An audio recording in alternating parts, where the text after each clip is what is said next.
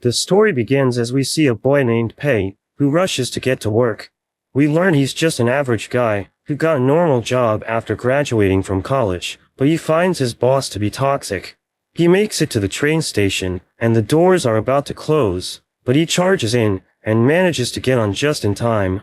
We see that it's 1 minute to 9, but Pei dashes through, and he manages to sign in at the last moment. The morning goes by, and Pei starts thinking about what he should order for lunch, but he has to compare all the different discounts to get the best deal since he's broke. After he eats his lunch, he starts playing a game to relax, but when he notices his boss, he quickly tabs to a different screen. The boss watches from behind him, but doesn't notice anything. Pei continues with his game, but his boss constantly tries to catch him, trying to sneak up on him. At 6 p.m., Pei is the first to log off, preparing to get home as soon as possible, but he's stopped by his boss. His boss asks for a copy of his presentation, but Pei notes that the deadline is a week away. His boss insists on getting it today, but Pei refuses, telling his boss off. His boss threatens to fire him, but he doesn't care, telling his boss not to forget his severance or else he will sue. But we see this was just all his imagination, as he agrees to work overtime to get the presentation done. We see Pei working until he's the last one in the office, when the light goes out, and he suddenly gets a message. He sees that his friend sent him a quiz to see his fortune, but he accidentally drops his phone into his bin. As he goes to pick it up, he sees the screen that promises to reveal his fortune, and there's suddenly a voice that says the fortune conversion system will be activated. His phone bursts with light, and countless talismans suddenly appear, circling around him. He gets sucked up in the air, and thrown into his bin, causing him to disappear. He gets woken up by his friend Yang, who tells him to get up for the dean's class, because attendance will be taken. He's confused as he looks around, and his roommates tell him to get up as they leave. Pei realizes he's in his old college dorm, and he's gone back to when he was a freshman. He wonders what's going on, and he thinks about going to his class, but he remembers that the dean never actually took attendance in his class, while there was another teacher who always acted friendly, saying attendance didn't matter, but at the end of the semester, failed everyone that didn't attend. He thinks about how to get back to the future, but realizes that this is his chance to change his life, so he doesn't end up working a dead-end job. He's suddenly about to fall, but his fortune conversion system activates. The system comes to life, and introduces itself as Richie. It explains that the system will give him a startup fund to help him get rich. He's given $50,000 to begin with, and he instantly thinks about the things he can buy. Richie goes on to explain that the system will give him money at regular intervals, which he can use to run a company, and based on his profit-to-loss conversion rate, he can earn money for himself. Pei gets excited about getting rich, and Richie generates his profit-to-loss conversion rate, but it doesn't go as expected, because his loss ratio is higher than his profit rate, so losing money is actually more profitable. He gets excited thinking it will be easier to lose money than earn it, so he celebrates how lucky he is. Richie tells him the next step is to register a company, so he wonders what kind of field he should get into, thinking of a shortcut, but Richie mentions a bunch of rules and restrictions, so he realizes he needs to have a legitimate company. He asks for some time to think, and he looks for some ideas. As he checks his phone, he realizes that the games industry would be perfect to lose his money, since it's hard to actually become successful. He tells Richie his decision, but accidentally names his company something ridiculous, but doesn't care since he doesn't plan to be successful. Richie goes on to warn him that he can't tell anyone about the system, or else he will face a punishment. Richie wishes him the best of luck, and a 14-day timer appears. Pei panics as he wonders how he can develop a game in only 14 days, and Yang returns to the dorm. Pei asks him if it's possible to make a game in only 2 weeks, and Yang says it's actually easy, revealing a platform filled with templates and resources that make it possible to make a game without even knowing how to code. We see Pei looking over the platform in the library, realizing it's not the best, but thinks it's perfect for just making a bad game. He spends $20,000 on driving simulator template, paying $15,000 for background assets, and he adds some other basic features, managing to spend all his money. He thinks about what the gameplay should be like, and he decides to make the most boring game possible. He creates the course for the game, and he ends up making it over 8 hours long, thinking the players will hate it. He thinks it's perfect, calling the game the Lonely Desert Road, and he decides to sell it for only 1 yuan, so he can have the lowest profit in case anyone buys it. He sees that nobody is buying his game, so he becomes happy, thinking he's going to make a profit. Their neighbors enter the dorm, inviting them to play video games, but Pei tells them that he won't be playing, because he wasn't able to sleep the previous night. His roommates play against their neighbors, but they realize that they're all noobs, and they end up losing the match. As they continue playing, Pei rests on his bed, as Yang wonders if they're bothering him, but he reveals that he's enjoying the moment. We learn that after he started working, he bought all the games he wanted, but he wasn't able to play them, because he was too busy with his tasks. But he knows that everything's going to be different, because he just needs to lose money to earn profit, thinking he'll never need to work again, so he can live the life he always dreamed of.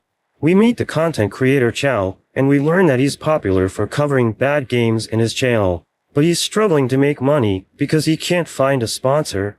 He looks for a game to cover for his next video, and he finds The Lonely Desert Road. He reads the introduction, which mentions that the game will make him reflect on his life. He finds it interesting, so he decides to play it, and he's surprised to learn that it has no story whatsoever. He starts driving in the desert, but he becomes distracted, so he ends up crashing, causing him to lose the game. But he uses his controller, and he spends hours trying to complete it. But he starts to feel drowsy, so he tries to pause the game, but he realizes that he can't, and he ends up crashing again, causing him to become angry. He becomes determined to finish the game, thinking his gaming skills are being tested, so he decides to play it with everything he has.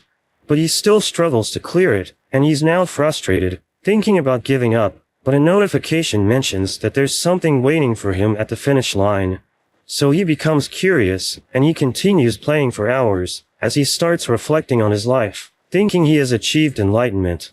He finally reaches the finish line, but the game congratulates him for wasting 8 hours of his life, so he becomes angry, calling it a scam. We see Pei in his classroom, as Richie shows him his data, informing him that he is 11 days before the next closing date.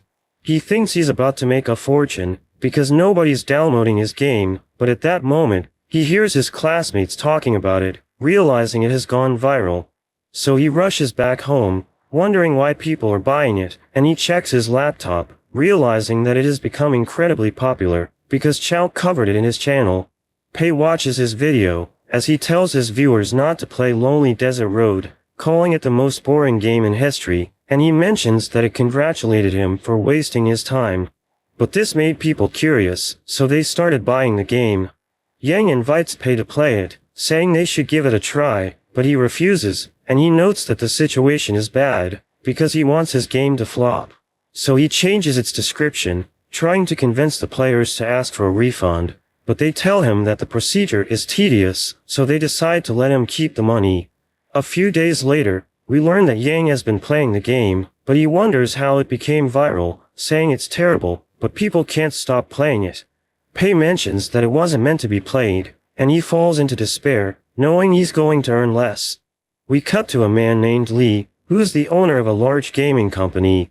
His assistant informs him about Lonely Desert Road, saying it's becoming popular, but she mentions that it only costs 1 yuan, saying it isn't worth buying, because they won't make a profit. But he reveals that he doesn't care about money, because his goal is to monopolize the gaming industry, and he fires her for not sharing his vision. Pei searches the internet, wanting to learn how to lose money, but he can't find an answer, because nobody's interested in that topic. The closing date arrives, and he realizes that his game earns 70,000 yuan, but because of the conversion rate, he only receives 700. Richie congratulates him for creating a successful game, but he isn't happy because he wanted to earn more money. Richie tells him that he will have 300,000 yuan for the second round, revealing that he has 30 days until the next closing date. But he wonders how he's supposed to spend the money, because it can only be used to start a business. Pei returns home, and Yang invites him to play, realizing he's in a bad mood. He agrees to this, so Yang informs their roommates that he's going to join them, thinking they can finally get revenge on their neighbors. Pei carries the team, but they still end up losing, because Yang is a terrible player, so everyone blames him for the result. He tells Pei that he should have done a better job, so he becomes upset, calling Yang a burden, but he suddenly comes up with an idea. That evening, Pei thinks about Yang, thinking he's the key to losing all this money. Pei approaches him as he sleeps, but he sees Pei, so he panics, alerting everyone in the building. The next day, Pei continues to follow Yang, so he becomes upset, asking Pei what he wants. He mentions that he wants Yang, so everyone gets the wrong idea, and he tries to run away, but Pei stops him, saying he needs help developing a game. But Yang is against this, thinking they won't succeed, and he's about to walk away. But Pei reveals that he has already made 300,000 yuan, because he's the creator of Lonely Desert Road. Yang is surprised to hear this, calling him a genius, and Yang agrees to work with him, saying he will find books about the topic. Back in the dorm, we see that Yang bought books about programming, and Pei thinks they're going to fail, because he isn't being practical. Pei reminds him that they don't need to write codes, because they already have the online platform to make the job easier, so Yang wonders what he should do with the books. He tries reading them anyways, but he immediately falls asleep, and Pei is happy to see this, thinking his plan is going to work. The next day, Pei thinks about the game they should make, knowing his company is popular because of a driving game. So he needs to think of something different, because people will download the game if it's similar to Lonely Desert Road. He considers spending all his funds to create a bigger game and intentionally fail to launch it, but Richie warns him that he will receive a penalty, so he ultimately decides against it. He realizes that mobile players aren't familiar with his company, so he plans to create a mobile game. He knows that card games are popular, but most of them fail, because they try to copy the #1 game called The Three Kingdoms, instead of coming up with a new idea. So he decides to make the worst card game in the world, telling Yang that they're going to hire artists to help them with the design. Yang tells him that there's a cheaper way to do it, but he's determined to lose all of his money, so he tells Yang that he's going to invest everything he has to create the best card game possible. They eat at a restaurant, as Pei tells Yang to rewrite the stories of the characters, but he becomes worried, thinking it's going to ruin the game. But Pei tells him that they must not be afraid to innovate, saying he should let his imagination run wild. He thinks about turning the characters into strange creatures, and Pei calls him a genius. He decides to hire Yang, telling him that he will receive 3,000 yuan per month, and he's overjoyed to hear this. Meanwhile, Li's new assistant tells him that Three Kingdoms is losing players, because it's difficult to obtain rare cards.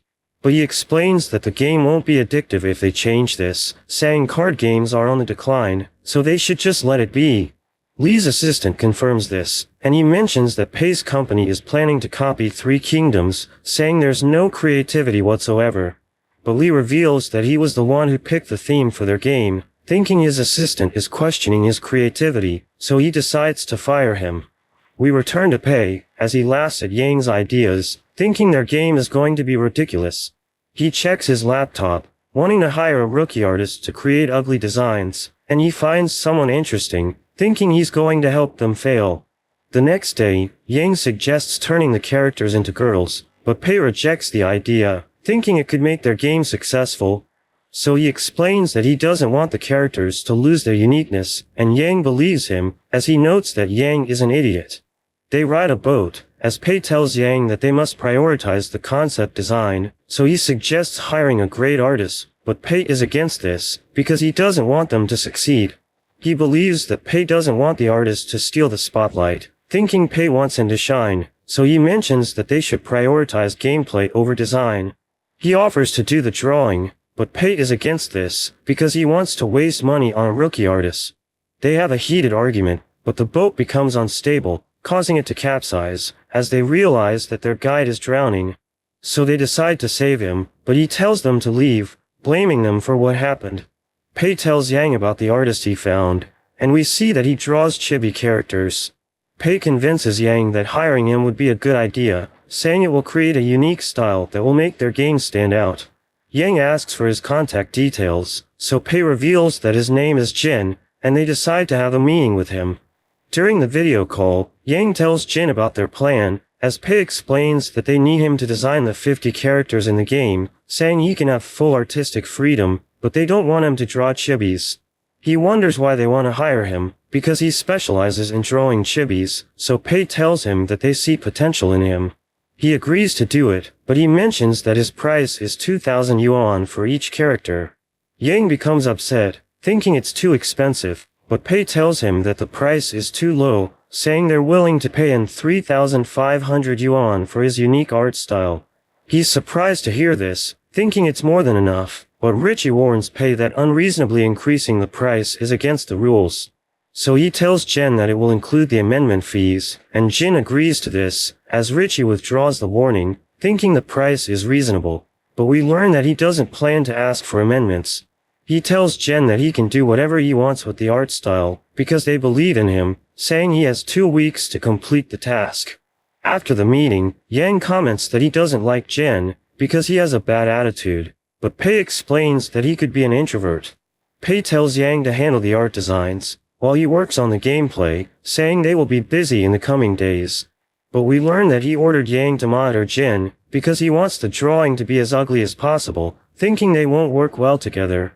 He thinks about making the players hate the game, by making it cost 10 yuan, which is 2 times the price of the 3 kingdoms, and he considers setting up a lifelong membership that gives them unlimited draws, thinking the players will get bored, because he knows that they enjoy grinding to obtain rare cards. He searches for the worst template he can find, and he sees a failed project from another company, which tried to copy the 3 kingdoms. He realizes that it looks horrible, thinking nobody would want to play it, so he decides to buy it. We cut to Jin, as he meets up with his team, telling them about the job, but they think the game is going to suck, because the character descriptions don't make sense. They consider abandoning the project, thinking the job is a scam, but Jin tells them that the client has already paid the deposit. He mentions that they have full artistic freedom, thinking this is their chance to make a name for themselves, so everyone decides to give it their best shot. He suggests sticking to the style he invented, thinking it's going to make the characters shine, but they explain that they aren't familiar with it. So he tells them that he will handle the designs, and they can add the finishing touches, saying they must come up with the best result possible. They start working on the project, giving it everything they have, and they're able to finish it before the deadline. We return to the dorm, as Yang realizes that Jin has already finished the designs, asking Pei if he wants to see it. But he doesn't care, telling Yang to put it into the game if he has no issues with it. He wonders what they should name the project, so Pei tells him that they should call it the Phantom General, and he goes to sleep. The next day, Yang tells Pei that he didn't find any bugs in the game, wondering if they should release it. Pei realizes that it's the launch date, so he tells Yang to upload it, saying they should market it as an ordinary card game. Yang thinks he's trying to use reverse psychology, but he doesn't really care, and he just wants to lose all of his money to make as much profit as possible. We see Yang getting beat up by his roommates, because they lost another game, and they blame him for the result, calling him useless. Pei suddenly arrives, pulling him away, and asks him why the concept design of the game is so detailed. Pei accuses him of stealing the design from others, but he explains that Jin created it, and Pei is surprised to hear this, because he thought that Jin is a terrible artist. Yang is happy with the design, but Pei becomes upset, saying it looks excellent, but Yang wonders why he's complaining, because Jin did a great job. He claims that it's because he's underpaying Jin, but we learn that it's because he wanted Jin to make ugly designs, so that his game would fail. Yang leaves him, wondering what's wrong with him, and he reveals that he regrets hiring Jin, thinking his game is going to become successful because of the brilliant design. But he thinks about the other games that flopped, realizing that they also have beautiful designs, so he thinks his game can still fail. Later that day, Yang tells Pei that 100 users have downloaded the Phantom General, but he realizes that they all left negative reviews. Pei is happy to hear this, thinking the game is going to fail, but Yang thinks that someone hired trolls to attack them. Pei pretends that it's bothering him, but he's grateful to the trolls, and Yang thinks about responding to their reviews. But Pei tells him to forget it, saying it isn't worth it, because there's too many of them, and Yang thinks he's a great person, because he's able to maintain his composure despite what's happening. After some time, we see Yang playing the lonely desert road, and he has a conversation with Jin, who wonders if they have issues with the design. He tells Jin that he did an amazing job, and they start talking about the game, as Jin's friends approach him, saying they're lucky to have such a kind-hearted client, because they were paid more than enough. He checks the game, and he sees that it isn't performing well, wondering why they haven't seen ads about it. He realizes that it was made by the same company which created Lonely Desert Road, and his friends are surprised to hear this, because everyone knows about the game. They wonder why the Phantom General didn't go through a testing period, thinking the company doesn't know what it's doing, and Jin decides to play the game.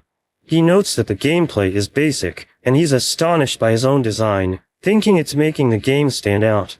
He realizes that special effects were added to his artwork, and he's happy to see this, because he thinks it looks perfect. He's able to obtain rare cards, and he continues to play the game, but he notices something strange. So he decides to call Yang, asking him why there's only one item for sale, and it's an extremely cheap lifelong membership. He wonders if they will be adding more items to the game shop, but Yang reveals that they won't, because Pei wants the players to enjoy the game. Jin is surprised to hear this, thinking the company can't make profit, because the item only costs 30 yuan. But Yang explains that Pei doesn't prioritize making profits, and Jin thinks he's a great person, saying he doesn't want Pei to fail. Yang starts crying, telling him that Pei spent all this money in the game, so he's already broke, thinking this is the reason why he's been acting strange lately. So Jin wants to help, and he ends the call, but we learn that Yang was just pretending to be sad.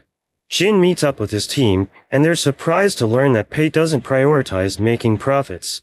They think he's amazing, because he's nothing like the other game developers who only think about money, so they decide to help him. We return to Pei, who thinks his game has already failed, so he starts thinking about the 300,000 yuan he's going to receive. But Yang suddenly clings to him, telling him that their game has gone viral. He's surprised to hear this, wondering how the players learned about the game, because he didn't spend money on marketing.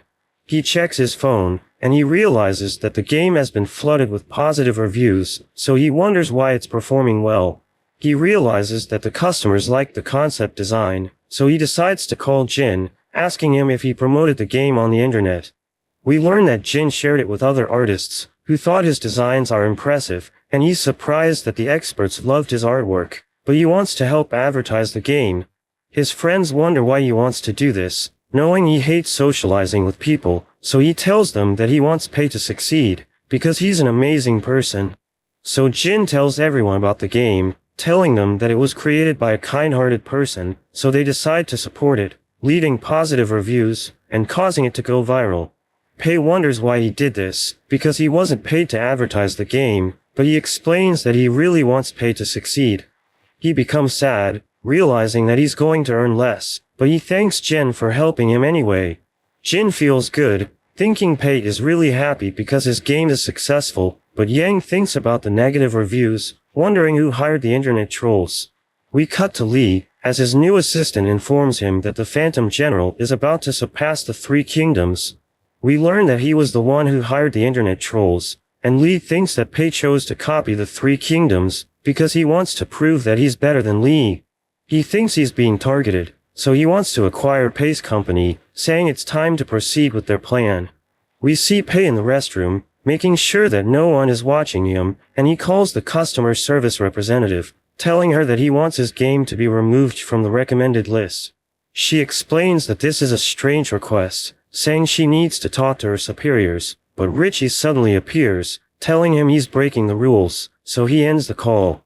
Pei becomes sad, and he starts walking around, but a screen appears on the ground, as he realizes that the closing date has arrived. Richie appears, and it starts tallying, revealing that Pei made a net income of over 500,000. So he falls into despair, wondering why the game is so profitable, because it was made to flop, and Richie tells him he's going to earn 5,000 yuan because of the conversion rate. Richie reveals that the next closing date will arrive in 90 days, and he thinks about how profitable his games have become, realizing that he's struggling to lose money. He hates Richie for increasing the starting fund, but Richie tells him that he already has enough for the next round, so they won't be increasing it. At that moment, he receives an additional 1,000 yuan, as Richie reminds him that his games are still earning money.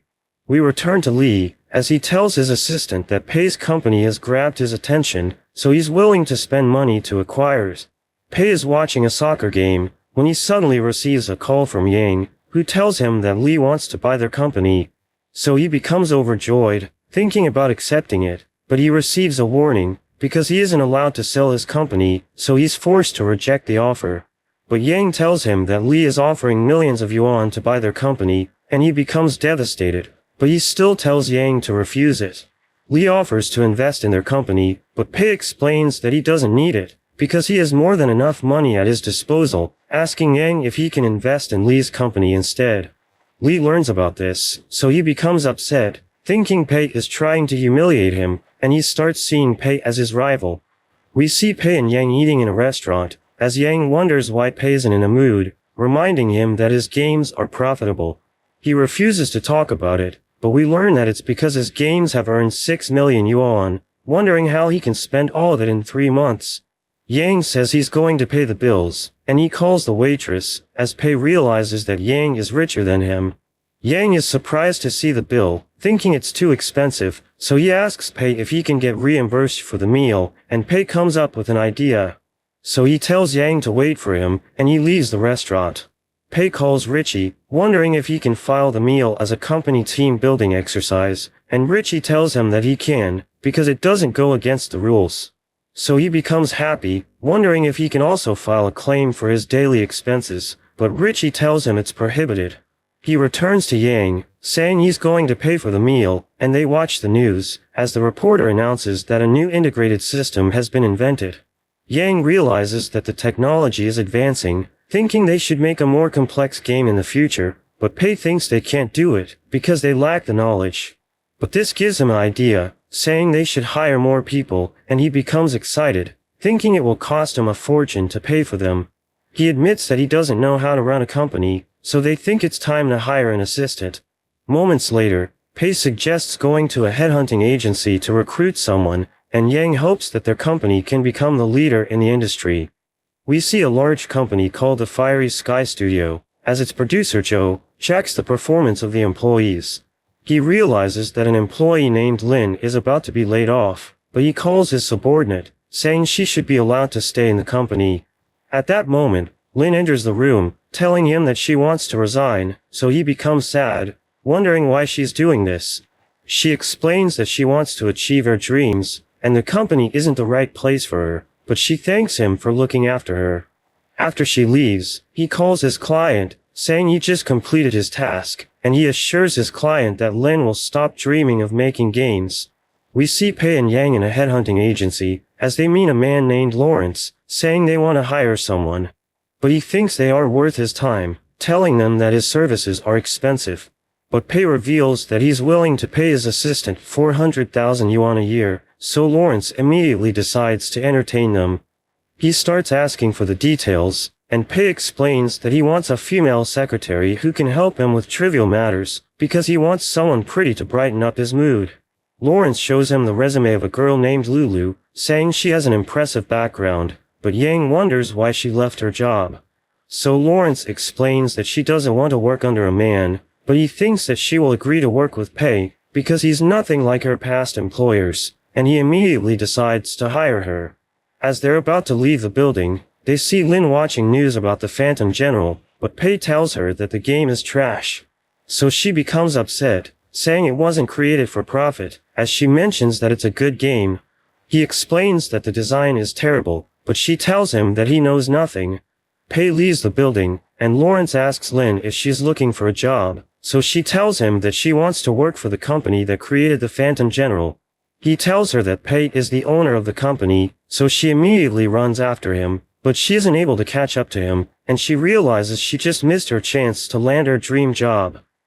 We see Pei waiting in a cafe, and Lulu approaches him for her interview, so he tells her to take a seat. She reveals that Lawrence already told her about his company, saying she's impressed that he was able to achieve something as a startup, thinking he's a capable young man. She thinks she's the best candidate for the job, and she starts bragging about her skill set, asking him if he has any questions. But he realizes that he's supposed to be the one giving the interview, because she's going to be working for him. So he explains that he's satisfied with her qualifications, telling her that she should only give him advice when he asks for her help. She accepts his terms, saying she can start working immediately, but he tells her that he doesn't have an office yet, which surprises her. So they visit a tower, where they are shown around, and told that they can rent it out. Pei asks Lulu if it's the most expensive office building in the city, and she confirms this, so he tells the man that he wants to rent the entire floor, and the agent is excited about this, calling him a generous person. Lulu reveals that the area is about 3,000 square meters, and the price for renting it is 360,000 yuan per month. But the man explains that he can have it for a cheaper price if he rents the entire floor, saying he won't find a better deal in the city. But he thinks it's too cheap, and the agent is surprised. But Pei tells him that life isn't easy, so he shouldn't lower his price to satisfy his customers. We learn that Pei is thinking about the fandom general, because it's still selling like hotcakes, so he wants to get rid of as much of his profits.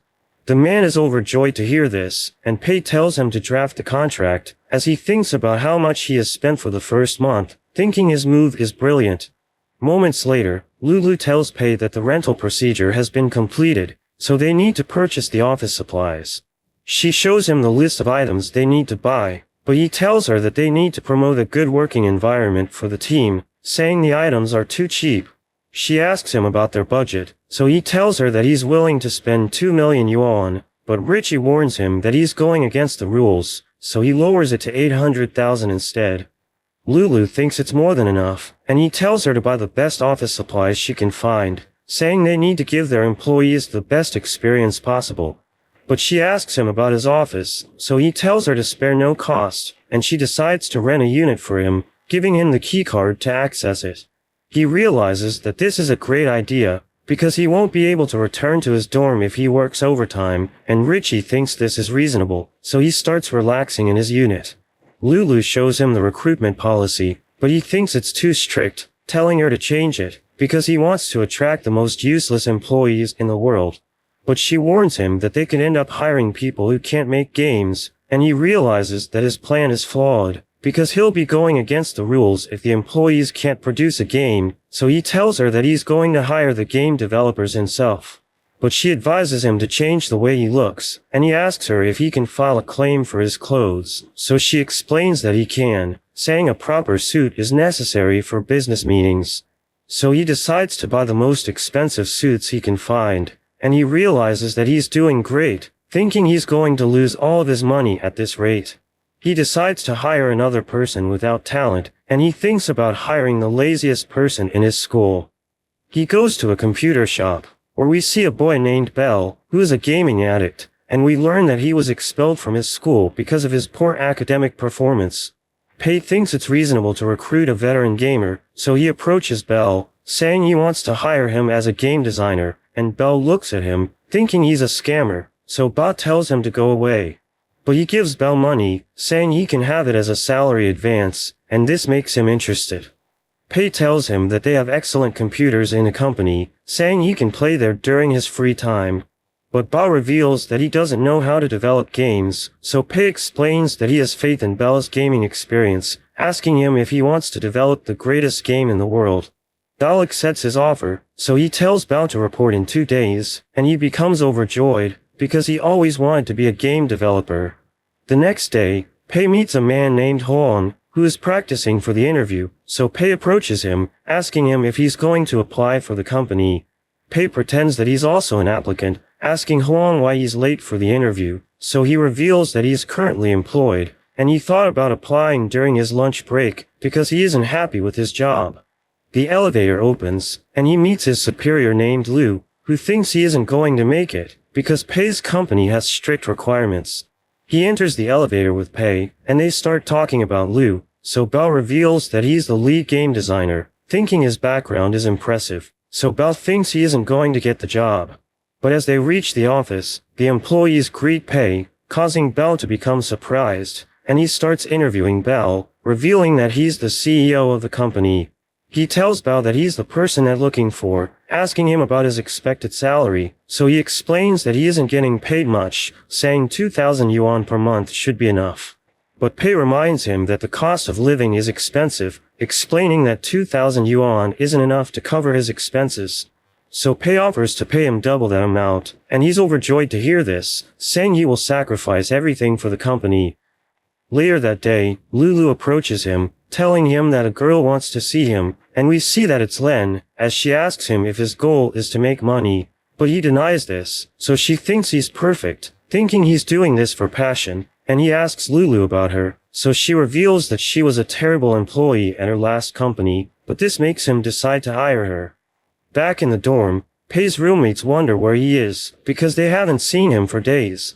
They ask Yang if he's going to return, and Yang tells them he's working, so he must have rented a place outside. We see Huang working in Pei's company, but he wonders why they aren't doing anything productive, because they're getting paid to play video games. Everyone starts questioning Pei's goals, so Lin explains that he wants them to keep playing, so that they can identify the problems in video games. Huang realizes that Belle has reached the max level in the games they're playing, and he thinks this is what Pei wants them to do. But Lin thinks he wants them to feel guilty, so that they will work harder when the next task arrives. Everyone wonders where Pei is, because he never shows up in the office, and we see him sitting on his couch, realizing that it will be difficult to control his employees. He's worried that his next game isn't going to flop, but he sees an action movie, and he comes up with an idea. The bell rings, and everyone's ordered to go home, but they wonder why they aren't doing anything for the company. At that moment, Pei appears, saying he's been absent, because he's been thinking about the company's future. He informs everyone that they're going to be working on a first-person shooter, saying their goal is to become a leader in the gaming industry. Everyone starts doubting themselves, but he explains that he rejected the experts, and picked them as the members in his team, because he believes in their creativity. He tells them that they're the future of the gaming industry, saying Huang is a hidden gem, because he performs his work diligently, and Belle is the master of games, because his gaming skills are unrivaled. Pei thinks their team is invincible, saying they're going to make a great game, and he explains that he's going to give general directions in the early stages, saying he will lead everything to Belle and Huang. They head to the meeting room, where Pei gives Belle and Huang instructions, saying the game needs to have beginner-friendly controls, and the story needs to be incredibly long. He adds that the weapons must look cool, so that the players will want to buy them, and he ends the meeting, thinking his demands are going to ruin the game. But Huang thinks the players will complain if the controls are too simple, and the story won't be interesting if they don't keep it short. He adds that their company's reputation will be affected, because they started a trend of zero in-game purchases, but they're going against it by listing guns for sale. Pei knows he has a point, but he tells Huang to believe in himself, saying he can overcome the problems. Pei appoints Huang as the lead designer, and Belle as the game moderator, saying they need to come up with a draft in 1 week. After the meeting, Pei celebrates, thinking his game is going to fail, and he realizes that it's time to go home. So he leaves the office, and he sees Belle playing a game, bidding him farewell. We learn that he's the only employee allowed to work overtime, but Huang thanks Belle for helping him hide, saying he wants to do his best for the company, so he decides to work overtime. They discuss the project, as Belle mentions that Pei was able to achieve the best results with minimum resources, thinking they should follow his example. Belle thinks about spending money only on the important features of the game, and they enter Belle's imagination, as he explains that he wants the game to start on the ocean, where the players are going to find an abandoned oil platform. Huang asks him about the enemies, and at that moment, a mummy suddenly attacks them, so Belle saves him, and the mummy falls off the platform. Countless mummies appear, as Belle explains that their model design is simple, because they're wrapped in bandages. Belle shoots one of them, causing it to burn away, but they realize that they're about to get surrounded, so they start running away, as Belle explains that they don't need to simplify the controls, because they can just make the mummies easier to destroy. But he runs out of bullets, so they decide to retreat, climbing up a ladder, and they reach a safe spot, where they discuss the story mode. Belle thinks they need to add an important side character, and a girl appears, so Huang tries talking to her, but Belle reveals that she can't speak, because creating a speaking character is expensive. He explains that she'll be giving quests through her movements, and she leads Huang to a corner, where he encounters a mummy, so he runs away, and Belle knocks it down. But mummies swarm the area, so the girl gives Huang a rifle, and he uses it to defend himself. Belle arrives in a helicopter, and he helps them escape, saying the players will be invested in the story if they establish a bond with the characters. They return to reality, as Huang mentions that Belle is a genius, but he thinks Pei is smarter than him, thinking he didn't say anything about the game, because he wanted them to have fun creating it. Huang shares Bao's opinion, and they think he's an amazing person, calling him a visionary. They wonder what he meant by cool weapons, and they think he wants them to add a legendary weapon into the game. They continue working all night, and the next day, Huang tells Bao that their game is going to be amazing, saying he will do his best to make it perfect. But at that moment, Yang arrives, greeting Belle, but he's surprised to see Huang, realizing that he broke the rules. That evening, Huang sneaks into the office, and he starts working overtime, but Bao tells him there's no need to rush the project, so he doesn't need to do this every day. But he explains that Pei didn't give them enough time to test the game, so he needs to go beyond his schedule. He tells Bao that his proposal is almost done, and he shows it to Belle, asking for his opinion, but he starts speaking in gibberish, and Huang has no idea what he's saying. He gives Huang his suggestions, but we see Yang watching them, and he thinks about reporting them to Pei. The next day, we see Pei and Yang in their classroom, and Pei receives a message from Huang, who tells him that the game design's framework is complete. But he can't believe his employees are working so fast, wondering why they aren't slacking off, because he's giving them every reason to be lazy. Yang tells him that Huang has been working overtime in secret, and Pei thinks this is a problem. So he thinks about confronting Huang, but Yang tells him that Huang was just playing games during his overtime, so Pei changes his mind, realizing that Huang wasn't doing anything productive. He looks through Huang's proposal, telling him he's doing a great job, and Pei tells Yang to ignore his behavior, saying he isn't doing anything wrong, because game developers are required to do research by playing games. We return to the office, as Huang tells everyone that the proposal has been approved, so they celebrate, and they immediately start working on the project. We see Pei taking a bath, as he realizes that he's still earning money with his past games, so he becomes frustrated, wondering how he's supposed to spend all of it. Yang visits him, telling him that all of his employees are going overtime to play games, because Huang inspired them with his behavior. Yang thinks Pei shouldn't tolerate this, but he decides to spend money on them, telling Yang that they're sacrificing their health for the company, so they need to be paid for working overtime.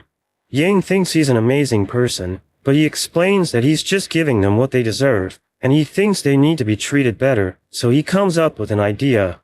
The next day, Huang reports to Pei, giving him the project proposal, but he realizes it's going to take ages to go through it, so he tells Huang to take care of everything. But he tells Pei that he still needs to decide on the title of the game, and at that moment, he hears his employees ordering food, but he tells Huang to stop them. We see that Pei has prepared food for everyone, and Yang explains that Pei is going to provide them with free meals while they're working. Lulu reveals that the company's gym is still under renovation, but they have already hired professional trainers, so everyone feels excited. Huang approaches Lin, telling her he doesn't understand Pei, because his kindness is unreal. But she believes he's doing this to boost their efficiency, and Huang thinks they should repay his kindness by working harder. They suddenly receive notifications, and they can't believe they have been paid for working overtime. Lin talks to Pei, who tells her that the rules have changed, saying everyone is now allowed to work overtime.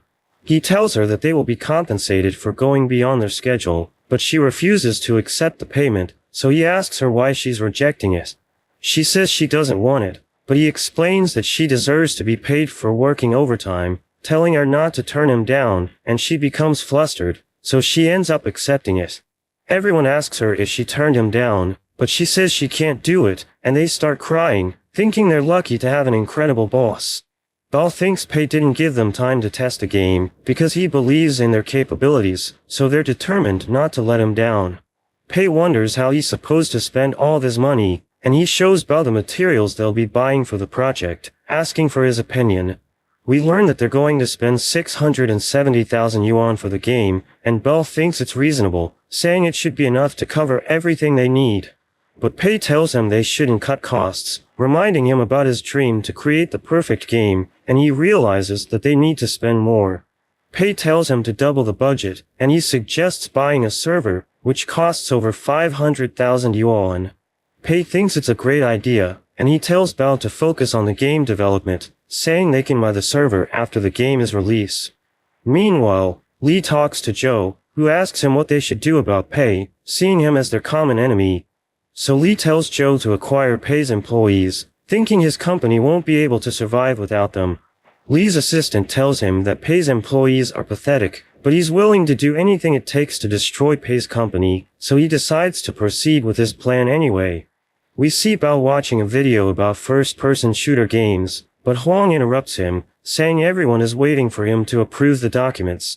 They start asking him questions about the project, and he tries to answer all of them, but he ends up getting overwhelmed, thinking he doesn't have what it takes to be a lead developer. But Huang decides to help him, ordering everyone to do their part, but they suddenly get interrupted as they receive phone calls. 1 month later, we see Pei in his classroom, but Yang is absent, so Pei wonders where he is.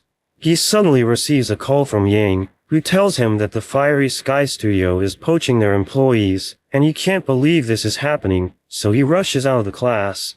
Pei returns to the office, and he realizes that it's empty, thinking everyone abandoned his company, so he falls into despair, wondering how he's supposed to finish the game. But he sees Huang, and he realizes that they never left. Yang asks them what happened, so they reveal that the Fiery Sky Studio tried to hire them, but they decided to stay, because they're happy in Pei's company, knowing they're being treated well. Yang tells them that the Fiery Sky Studio is the legend of the industry, but Lin thinks Pei is better, and everyone agrees with her. Huang reveals that they were testing the game in the AV room, and the office is a mess, because they got too excited when they finished the project.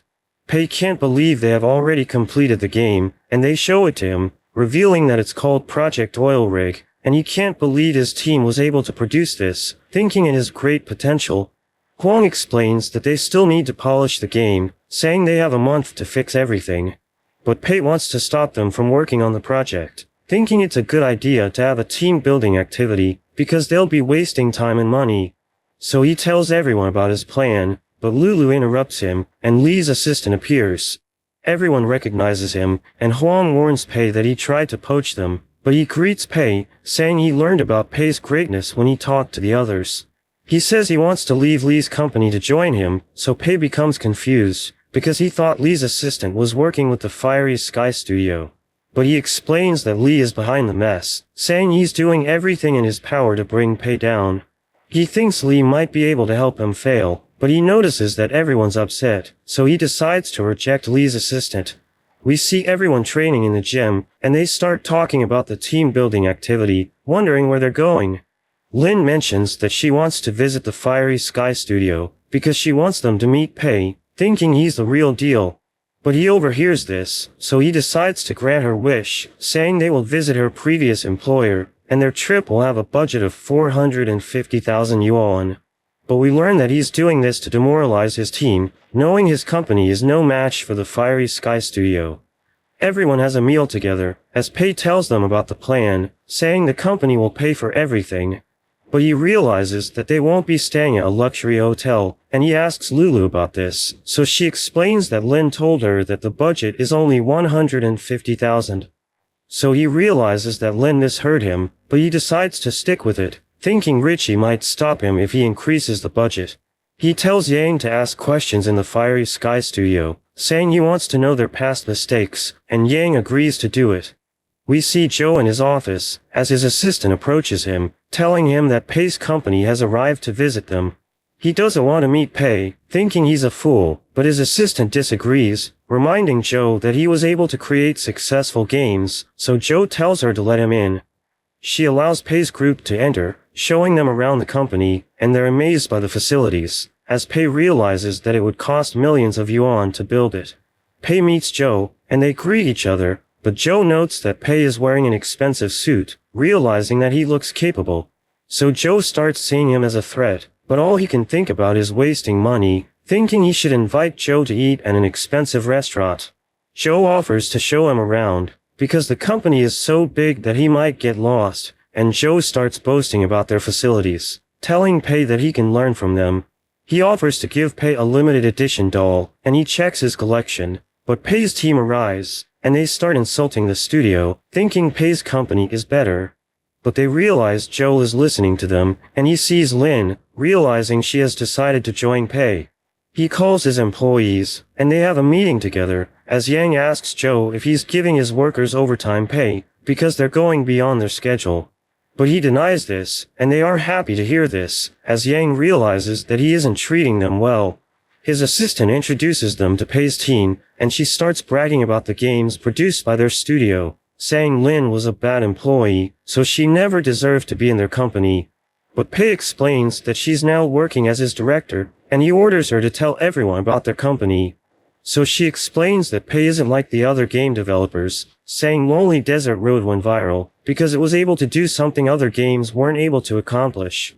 She explains that it was able to change people's lives while they were playing, but Joe notes that she isn't making sense, and Pei totally agrees with him.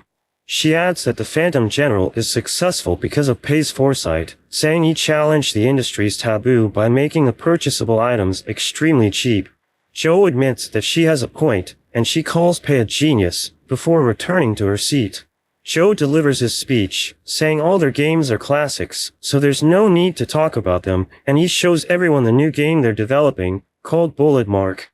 His assistant stops him, saying they shouldn't tell Pei's team about it, but he insists, thinking they're nothing compared to their studio. He tells everyone about the game, and Pei wants his team to listen, so that they will get demoralized. We learn that Bullet Mark is a first-person shooter, and Joe reveals that they're going to make the weapons look as realistic as possible. He knows that the players want to grind to improve their skills, so he has decided to make the game free to play, but mentions that the drop rate is so low that the players will want to buy the items in a shop. Huang realizes that Bullet Mark is a brilliant project, thinking Project Oil Rig is nothing compared to it, so he falls into despair, and Joe knows that he has just demonstrated his company's superiority, so he starts looking down on Pei's team. But Huang wonders why Pei looks so confident, thinking he must have a plan, but we learn that he's actually rooting for Bullet Mark, hoping it's going to crush his game. Pei's team returns to the office, where Lulu reveals that Pei is allowing them to go on vacation leave. Huang explains that he learned something during their team building activity, saying Bullet Mark is going to be launching on the same date as their game. He knows that Project Oil Rig's quality is nothing compared to Bullet Mark, and they don't want Joe to succeed, knowing he isn't treating his employees well.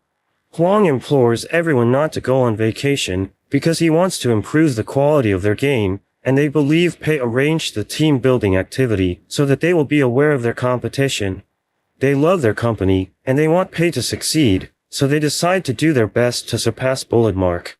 We see Joe calling Lee, who is angry because Joe told Pei's team about Bullet Mark, so he explains that he did it to crush their morale, thinking they are a threat.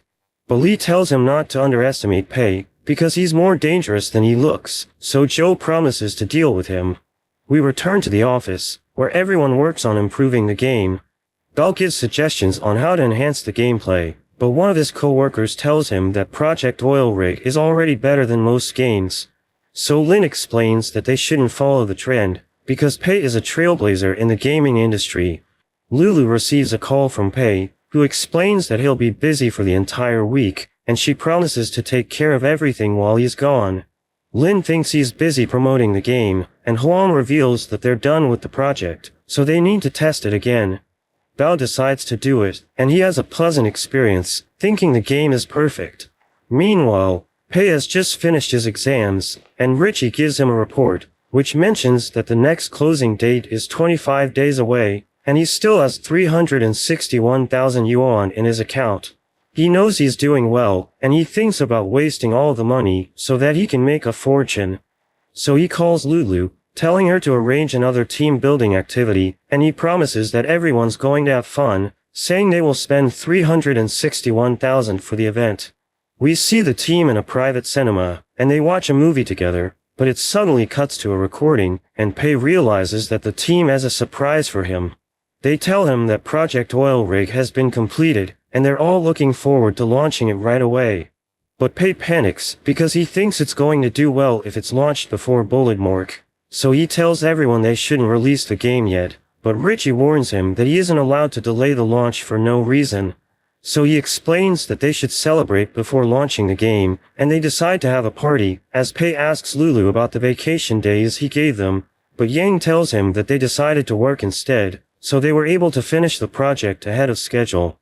We see that Belle is already drunk, and he sings a ridiculous song, as everyone enjoys the party, hoping the game becomes a hit. Lin notes that everyone in the company is being valued, and she thinks Pate is an excellent leader, but she wonders why he looks worried, thinking he must be pondering about their future. But we learn that he's just thinking about how to lose all of his money, and Belle tells everyone that he was just a loser before Pei helped him discover his talent. So he thanks Pei for changing his life, and everyone starts crying, but they all end up getting drunk. The next day, they return to the office, but they realize that they haven't published the game yet, so they have no choice but to launch it immediately. Lin checks the download numbers, and she realizes that Project Oil Rig isn't performing well, because Bullet Mark launched on the same date, but they think it's going to improve after they market the game. But they realize that Pei didn't spend money on marketing, so they start to wonder if he even knows what he's doing. But Bao tells them not to doubt Pei, reminding them that his previous games did well, because he's a marketing genius. Lin believes he's trying to train their endurance, by testing them if they can perform under pressure, and Huang thinks they need to do something. So they approach Lulu, telling her they need a budget to work on the patches for the game. Bao explains that they need players to test the game, so that they can gather data to optimize the experience. But they don't have a large player base, so he suggests paying testers to give their feedback. But Lulu reveals that Pei didn't allocate a budget for this, so they decide to pay the testers themselves. Lin mentions that she knows a professional gamer known as King, and Bao recognizes him, saying he's a legend in the esports industry. She reveals that she sent him the link to their game, hoping he can help them promote it after he plays it. We see King as he's about to download Project Oil Rig, thinking it must be a terrible game, and he can't believe the legendary weapon costs 888 yuan, saying it's too expensive, but he decides to try the game anyway. He enters the game, wondering what he's supposed to do, because he wasn't given an introduction. He looks around, thinking the graphics are bad, and he sees a girl, who tells him she needs his help to escape, but a mummy suddenly attacks her, so he takes a weapon, and uses it to shoot the mummy. He realizes that he needs to protect her to complete the stage, and he sees more monsters approaching, but she gives him an assault rifle. So he uses it to shoot them down, as he notes that the controls are smooth, thinking beginners won't struggle to learn the game. He follows the girl, who tells him she's too hungry to move, so he gives her a candy, and she starts entering the passcode to open a door. But a swarm of mummies appear, and he tries to take them down, but he runs out of ammo, so he decides to retreat with the girl. But a mummy catches up to them, and it easily overpowers him. It starts eating him, but the girl takes it out, using her power to heal him. The mummy gets back up, but he's able to take it down, and we see King at Pei's company, as Lin reveals that he begged her to bring him to their office.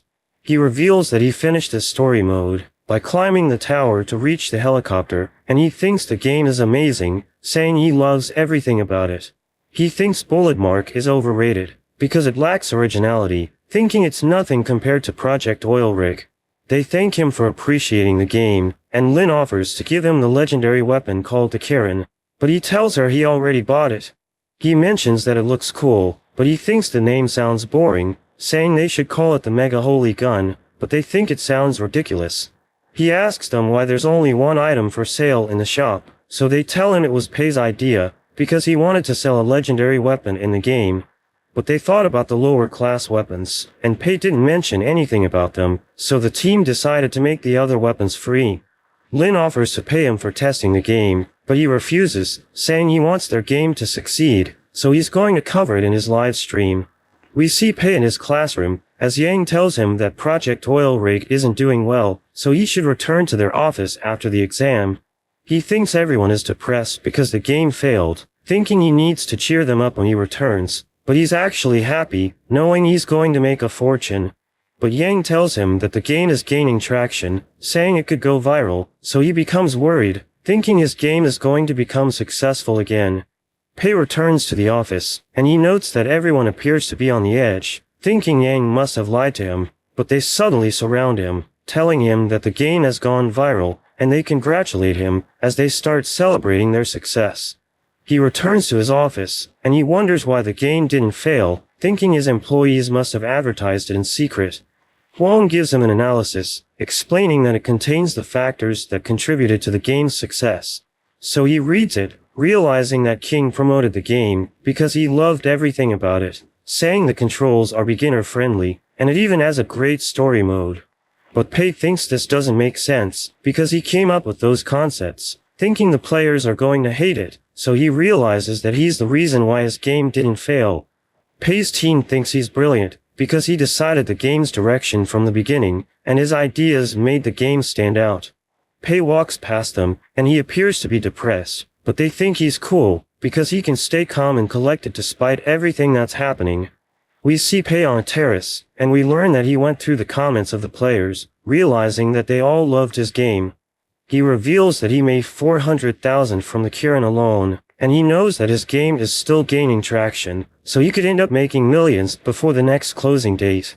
He starts to feel depressed, knowing he can't spend all of it, but Lin tells him to calm down, saying he can talk to her if he isn't feeling well, but he knows she will never understand what he's going through. She thinks he feels bad that their game crushed Bullet Mork, and he can't handle Project Oil Rig's success, so she tells him to take a break, saying his team will always be there to support him. Hearing this, he realizes that he can get other people to spend the money for him, thinking Richie is playing a game with him, and he knows his pride is on the line, so he's determined to come out on top. Pei realizes that Project Oil Rig is making more money than his other games, so he thinks about spending everything before the next closing date arrives.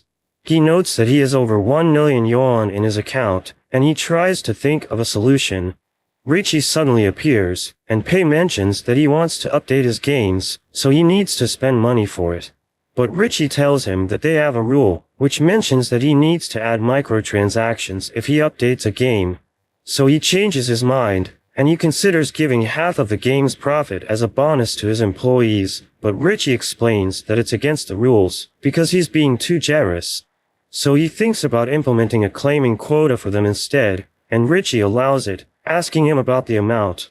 But he mentions that he wants to give each of them 20,000 per month, and Richie denies his request, because the amount is too high. That evening, everyone leaves the office, but Lulu realizes that Pei is still inside, and he tells her that he still isn't finished with his tasks. She offers to help him, saying she doesn't mind working overtime, so he asks her if she knows how to make excuses, because he wants to carry out his personal demands under the company's name. She thinks he's about to do something illegal, but he explains that he just wants to use the company's profit to give the employees benefits.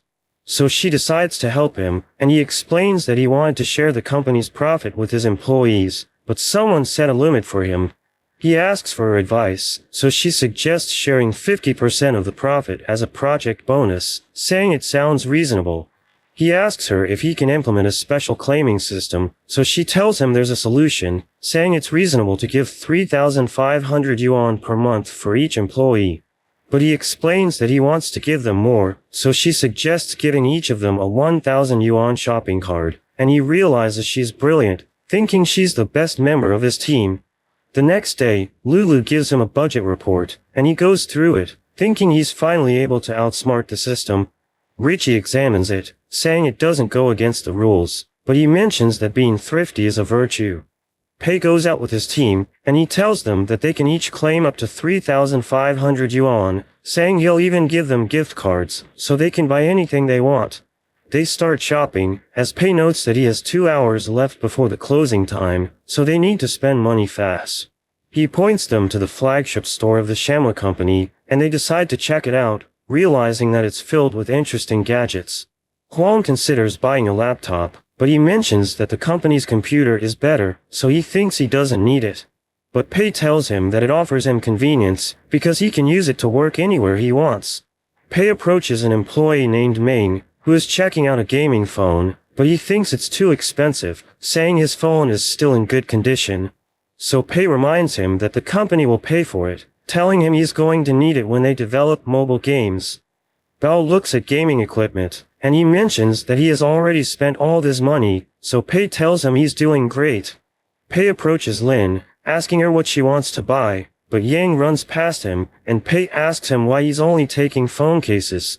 So he explains that he wants to keep changing his phone's appearance, thinking it will make him look cool, but Pei reprimands him, telling him to spend more money. He takes all of the phone cases in the store, and he gives it to Yang, telling him to buy all of it, as Lin observes them, thinking Pate is a great person, because he's giving his employees special benefits.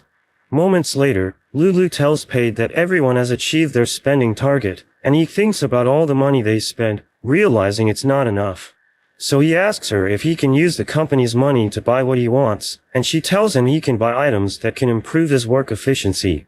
He enters a store, saying he wants to buy a watch, but he realizes that he can't buy the most expensive one, and he asks Richie why he can't spend more than $40,000 for a watch. So Richie explains that his net worth is only $40,000, so he can't buy items above that price. Pei goes on a shopping spree, but his employees still think he's thrifty because he only bought work-related items, and none of them are overpriced. He realizes that he has a few seconds left before the closing time, but he still needs to spend money, and he sees a perfume, but Richie tells him he can't buy it, saying it isn't related to the company's business. But he explains that he's buying it for a client, and he realizes that Lin hasn't bought anything yet, so he decides to buy it for her, causing her to become flustered.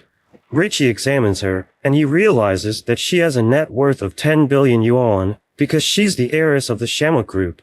So he allows it, and Pate is able to spend all of his money before the closing time. The system gives him a report, and he realizes that he lost 20,000 yuan, so he celebrates, knowing he has defeated the system. He tells everyone that he has an announcement tomorrow, and Lin thanks him for the gift, but he wonders why Richie allowed him to buy it for her. The next day, everyone gathers at the office, and Pei recognizes Huang and Bell as the best employees, so he gives them awards. But he announces that Huang no longer needs to work, because he's going to be replaced by Ming, so everyone becomes confused. We learn that he wants to eliminate his most talented employees, because he wants his games to fail. But he tells Huang that he's going to receive 1 million yuan, so that he can start his own business, and he's overjoyed to hear this. Pei approaches Bell, knowing he wants to do nothing but play, so Pei gives him unlimited paid holidays, but he explains that he wants to stay in the office. So Pei advises him to expand his horizon, and he reluctantly accepts the offer. Pei concludes the awarding ceremony, and he tells everyone that they're going to be working on another project. Huang is about to leave the office, when Lulu approaches him, telling him that the money will be transferred to his account after he comes up with a business idea. He reveals that he always wanted to work in the gaming industry, and he thinks Pei is letting him go because he has a bigger plan for him. He sees Lin and Ming, telling them to update Project Oil Rig while he's gone, but Ming tells him that they won't be updating the previous games because Pei wants to focus on the next project. Huang can't believe this, knowing the company will make more profit if they update the games, and Ming thinks he still isn't ready to lead a new project. But Lin believes in Pei, thinking he has everything under control. Pei checks the system, realizing that he has 1 million yuan in his account, and the next closing date is 90 days away. He plans to take it easy, thinking 90 days is more than enough to create a bad game. But he thinks about controlling the pace, because he doesn't want his employees to complete the game early, thinking they might update the previous games if they get the chance. He recalls that he needs to add microtransactions if the games are updated, and he doesn't want this to happen, knowing it's going to make the games profitable again. He thinks about how to ruin his next project, thinking he made a mistake by trusting his best employees, so he decides not to give Ming a chance to develop the game freely. Pei has a meeting with Ming and Lin, as he thinks about handling the project himself, so that he can make it as bad as possible. He explains that he wants to develop a game that will reflect the current situation of the gaming industry, saying it should help the players realize that they shouldn't spend their time playing games. He mentions that the players will only interact with a 2D character in the game, and it's going to focus on the storytelling. But he wants it to be as boring as possible, thinking nobody would be interested in a project called Game Producer. Ming wonders if they need to work on the 2D designs, but Pate is against this, because they won't be spending money that way, so he wants the game to look unique. He shows them what the game is supposed to look like, as he explains that the players will be playing as a game producer, and they need to make choices as they develop games. Each decision will lead the players to a different ending, and the choices are complicated, so they need to think carefully, because their decisions will affect the project's success. There's suddenly a blackout, so everyone wonders what's happening, as Pei explains that sudden events can also be added into the game. Lin thinks the players could get bored, because the NPCs aren't interacting with the main character, and Pei admits that she has a point, so he decides to give them the ability to communicate. He explains that they will add narrations to the game, and we see them gossiping about the main character. Ming finds the idea interesting, and Pei plans to humiliate the player with the narration, thinking it will make the game controversial. Pei and Yang prepare for the winter break, and Yang asks Pei if he can stay in his unit.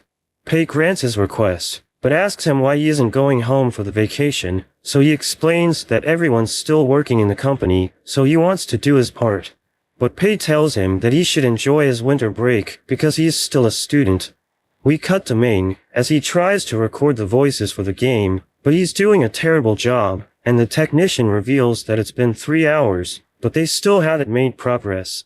Ming starts to lose hope, thinking he's useless, but Lin tells him that Pei believes in him. She shows him Pei's script, saying the game will be ruined if the player follows the narration, because it will lead them to choose an option that prioritizes profit. So she thinks it isn't meant to be taken seriously, thinking Pei wants to expose the greedy people in the gaming industry. So Ming is determined to do his best to make the game successful, and they start making progress. But the technician interrupts them, asking them what will happen if the player doesn't follow the narration. So they tell him that it will lead the player to a bad ending, saying the gaming industry is cruel, but their company is successful because of Pei. After the recording, Lin and Ming walk home, as Lin mentions that joining Pei's company has changed her life. Ming asks her about the Fiery Sky Studio, and she recalls that Joe ordered his employees to copy other games, thinking he's nothing compared to Pei.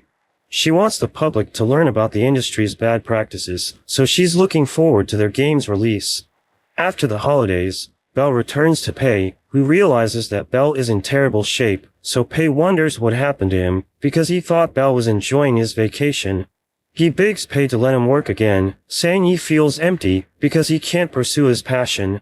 So Pei allows him to work for the company again, and as he touches the mouse, he immediately starts to feel better. Ming asks him to help with the new project, but he recalls that Pei ordered him to let Ming handle it, so he tells Ming that he won't interfere. That evening, Huang visits the office, and he starts drinking with Belle. He explains that he can't think of a good business idea, and he misses working for the company. He wonders if Pei has decided to update Project Oil Rig, and Belle denies this, but he mentions that he has discovered glitches while playing it, and they decide to fix the game together. The next day, everyone hears rumors about game updates, and they realize that the Phantom General has been optimized. So the players are excited, saying they want to support the game by paying for new items, and the team can't believe that thousands of people share this idea. Pei returns to the office, and Lin tells him what's happening, but he tells her to ignore the players, saying the team won't update the Phantom General. But she tells him it's slowly being optimized, so he orders her to look for the people behind this. After some time, we see Jin entering the office, and Lulu recognizes him, knowing he's an artist. He shows her a flash drive, telling her to give it to Yang, because it contains the new characters for Phantom General. She wonders if Pei asked for it, but he tells her it's free, and he's about to leave, but she thinks he's the one who optimized the game, so she stops him, telling him to give it to Pei. She leads him to Pei's office, but he explains that he isn't good with people, and he's about to leave, but she opens the door, telling Pei that Jin is looking for him. He tells Jin that he doesn't plan to update the Phantom General, but Jin tells him that his company has made a name for itself, so the players have high expectations for him. He realizes that he needs to change his strategy because his company has a good reputation, so people will buy his games even if he doesn't advertise them. He thinks he needs to make everyone hate his company, and he tells Jin to forget about the Phantom General because he needs Jin to help him with the next project. Moments later, Ming shows Pei the game they're working on, and Pei likes it, calling Ming a genius.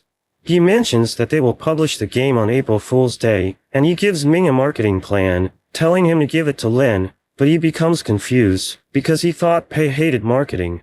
Lin goes through it, and she wonders why Pei is spending a ridiculous amount just to hire Chow, thinking the script is terrible.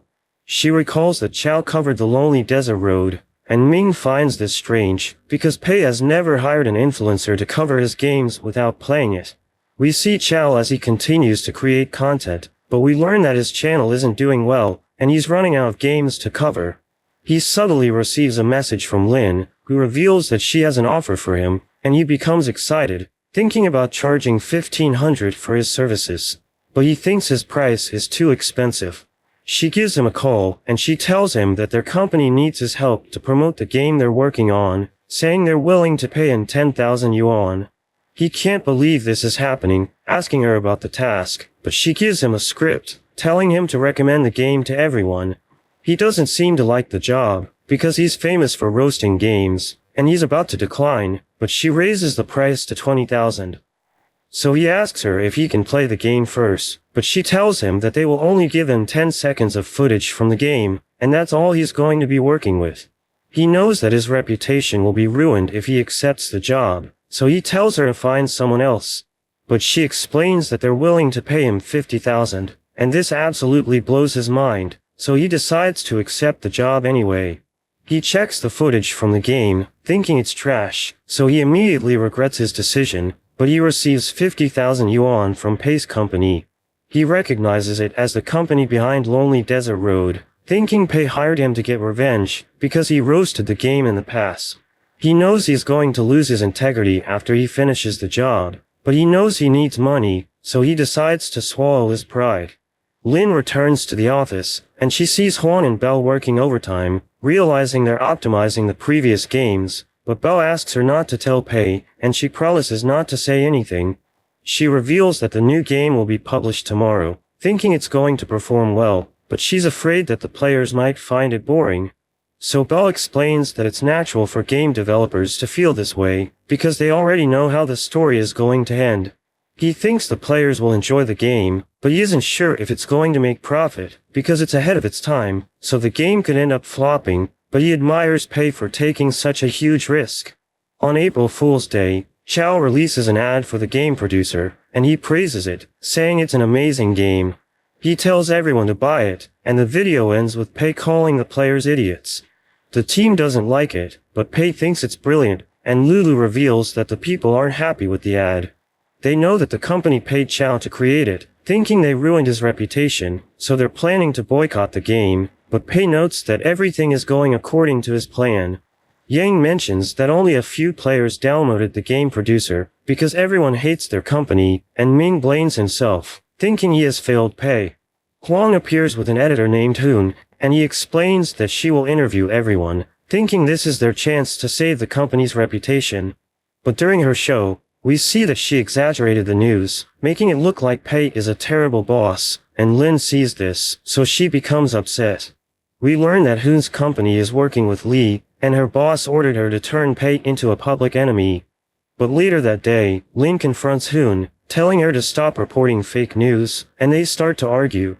But Hoon's boss appears, and he reprimands her, telling her to stop making things up, because he doesn't want to offend the Shamlet group. So Lin calms down, telling him to deal with it, and she walks away, as he explains that Li is nothing compared to her, because she's the heiress of the Shamlet group. We see Hoon interviewing Pei, and she asks him why he accepted the interview, so he tells her it's all because of Lin, since she was begging him to do it. But Hoon thinks they're in a relationship, thinking they make a great couple, and she begins the recording, but Pei tells her that he only has time for one more question. She asks him why he makes games, so he tells her the truth, saying he's trying to ruin his games to lose money, but he knows that nobody will believe him. We see Chow thinking about the public's reaction, knowing everyone hates him, because they think he's a coward, so he realizes he messed up, because he ruined his reputation. He wants to see how bad the game producer is, so he decides to buy it, realizing it costs 28 yuan, and he starts the game, planning to tell everyone how bad it is. The narrator tells him about his goal to reach the top, but he must first start with a computer, and he thinks the story is great, because he can relate with the main character. Chow chooses to develop an MMORPG, but an NPC tells him he's going to fail, and he recalls the moment he decided to start a channel, but everyone doubted him. He becomes addicted to the game, but he ends up getting the bad ending, because he followed the instructions, and the NPCs call him an idiot, saying he shouldn't be too greedy. He decides to try again, and he tries to do things differently, but an NPC mocks him, telling him he has lost all of his money, so he still ends up failing. He realizes that he has a lot in common with the main character, because people also doubted him as a content creator, but he never gave up, and his videos eventually gained traction. It looks like Chow has finally achieved the good ending, but an NPC tells him that hard work won't guarantee his success, and he ends up failing for no reason. He thinks about how his channel isn't performing well, and he starts crying, thinking he was wrong about Pei, because the game is a masterpiece. We return to Pei, as he watches the news, realizing that Han described him as a legend, and she starts praising his company, as she reveals that his employees are happy to have him as their boss. She mentions that he makes excellent games regardless of the cost, and Ming tells him that the game has gone viral, because Chow covered it in his channel. Pei watches the video, as Chow mentions that he put up a performance with Pei's company on April Fool's Day, but the people didn't like it.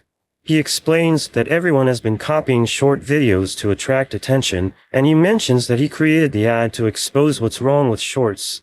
He calls the game producer a masterpiece, because it resonates with the player's soul, and exposes what's wrong with the gaming industry. But he explains that the players hate it because of the ad, saying it was never meant to be taken seriously. Chow encourages everyone to play the game, saying he was able to relate with the main character on a personal level, because there are countless similarities between them. He explains that all artists feel loneliness, because it's easy to be misunderstood when they voice their opinions, and he suddenly starts crying, as he mentions that Pei never cared about the profit, and he created the game to wake everyone up. Pei becomes upset, realizing that Chow ruined his plan, but the team celebrates, knowing the game is successful. Pei falls into despair, thinking he's fighting against the world alone, and he needs someone to help and fail. He suddenly receives a call from Lee, and he immediately realizes that Lee hates him, so he thinks he has finally found an ally. Lee accuses him of buying the media, and he believes Pei is taunting him, so he tells Pei that he won't go easy on him. Pei thinks Lee might be able to help him, but the system suddenly interrupts him, as Richie appears, telling him that he has a special mission. But that's where this video ends.